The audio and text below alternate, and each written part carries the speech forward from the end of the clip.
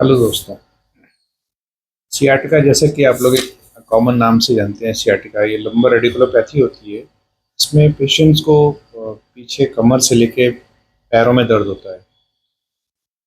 दर्द या तो पैर में आगे की तरफ आ सकता है या पीछे की तरफ आ सकता है। डिसेबिलिटी बहुत ज़्यादा होती है क्योंकि पेशेंट चल नहीं पाते हैं, लंबे समय तक खड़े नहीं हो पाते हैं, और इसकी वजह से उनकी डेली रूटीन कंप्रोमाइज़ होता है, या फिर अगर कर भी रहे हैं तो क्वालिटी ऑफ लाइफ एंड जो वर्क होता है वो कंप्रोमाइज़ हो रहा होता है। तो बेसिकली सियाटिका है क्या? एक्चुअली जो हमारी नर्व्स निकल रही होती हैं लंबर स्पाइनल कॉर्ड से, वो वर्टिब्रा के थ्रू निकलती हैं नर्व रूट कैनाल से। वहाँ पर किसी भी तरीके का कंप्रेशन आए, या तो डिस्क से आ जाए, या कोई बोनी फ्रेगमेंट या बोनी स्ट्रक्चर से आ जाए, या कई बार टिश्यू से भी कंप्रेशन हो जाता है। सो फाइनली उसके ट्रैक पे जो रास्ता होता है नर्व का, उस रास्ते में धीरे धीरे पेन बढ़ता जाता है, और पेशेंट का चलना फिरना, खड़े होना, लंबे समय तक काम कर पाना मुश्किल हो जाता है। तो most of the time patient prefer to lie on the bed. And इसकी वजह से जो हमारे एल्डरली पेशेंट होते हैं या वर्किंग फोर्स है, उनकी लाइफ बहुत कंप्रोमाइज होती है। इसके बहुत सारे रीज़न होते हैं, क्योंकि आज की लाइफ स्टाइल है, रोड्स की क्वालिटी है, प्रोलॉन्ग ट्रैवलिंग है, एक्सरसाइज का ना होना, बहुत सारे फैक्टर हैं जिसकी वजह से कई बार क्या आपका कॉन्स्टिट्यूशनल मेकअप बॉडी का ऐसा होता है कि एंटीरियर एंड पोस्टीरियर कॉलम्स होते हैं, वीक होते हैं। उसकी वजह से भी ये दर्द चालू हो जाते हैं। अब करना क्या होता है इन पेन में?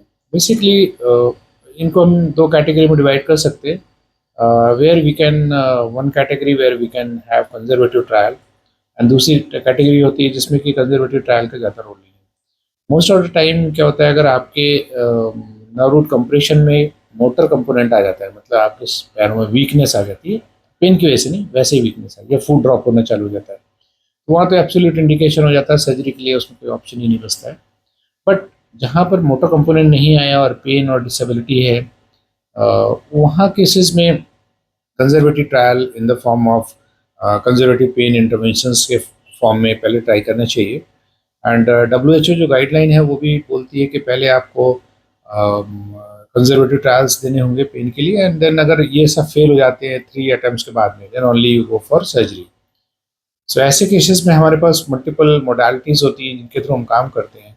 बहुत सारे रीजन्स होते हैं। कई बार ऐसा होता है कि नर्व वुड जहाँ पर कंप्रेस हो रही होती है वहाँ पर केमिकल रिलीज हो रहे होते हैं धीरे धीरे, and this chemical get accumulated in that particular area, and simple nerve would block और वॉशिंग ऑफ दोज केमिकल्स, उससे एक पेशेंट को बहुत सारा रिलीफ मिल जाता है। सो बहुत सारे हाइपोथेसिस एंड पोस्टुलेट्स हैं, सो उनके अकॉर्डिंगली हम लोग काम करते हैं। एंड एडवांस मोडालिटीज़ में क्या होता है कि हम लोग पल्स रेडियो फ्रिक्वेंसी देते हैं, जहाँ पर कि नर्व को बहुत ही लिमिटेड सेंसरी नर्व को सिलेक्ट करके बहुत ही लिमिटेड पल्स फ्रिक्वेंसी दी जाती हैं, जिससे कि उनके जो पेन कैरिंग फाइबर्स होते हैं वो डिसेबल हो जाते हैं। मल्टीपल टाइम व्हाट हैपेंस कि कई बार ये केमिकल्स का फ्लशिंग करने से ही पेन में काफ़ी रिलीफ मिल जाता है। और पल्स रेडियो फ्रिक्वेंसी देने से जो सेंसरी फाइबर्स होते हैं, जो पेन कंडक्टिंग फाइबर्स होते हैं, वो न्यूट्रलाइज हो जाते हैं, और पेशेंट अगर कोई बहुत ऑर्गेनिक कंप्रेशन नहीं है, जैसा कि मैंने बोला कि अगर बहुत ऑर्गेनिक कंप्रेशन होगा तो मोटर वीकनेस आएगी, और अगर मोटर वीकनेस नहीं, दैट मीन्स कि स्मॉल इंडेंटेशन है या केमिकल एक्मुलेशन है या जस्ट इरिटेशन ऑफ नर्व है।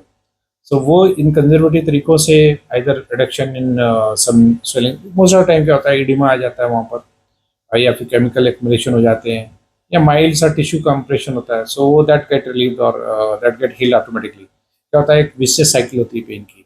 अगर पेन होगा तो और सूजन बढ़ेगी, सूजन बढ़ेगी तो और पेन होगा, और पेन होगा तो और सूजन बढ़ेगी, तो दैट वे इट गोस। सो एक बार आपका पेन कम हुआ तो सूजन कम होना चाहिए, सूजन कम हुआ तो और पेन कम होगा, धीरे धीरे धीरे धीरे पेशेंट हील कर जाता है। So that way, we usually get many patients of this kind of problem, where surgery is not imminent or not emergently needed. ऐसे एक पेशेंट मैं आपको दिखाऊंगा, ये बाहर से आई है लड़ी, and she was very much in agony. यदि हमारे पास आई तो चल फिर भी नहीं पा रही थी। बाद में इनका मैंने SNRB and pulse radio frequency at S1 किया।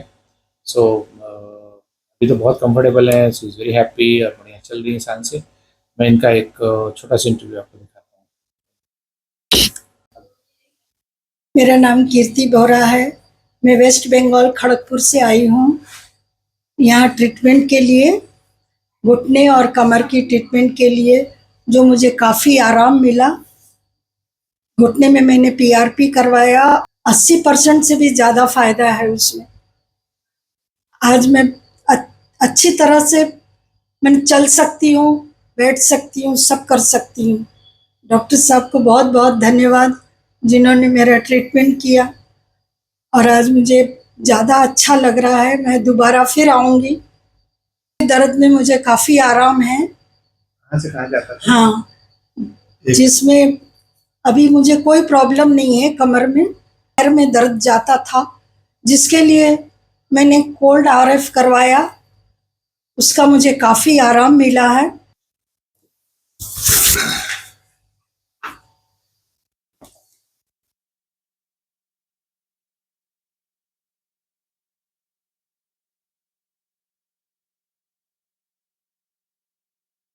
बहुत अच्छा हो गया आपका। बस आ जाइए।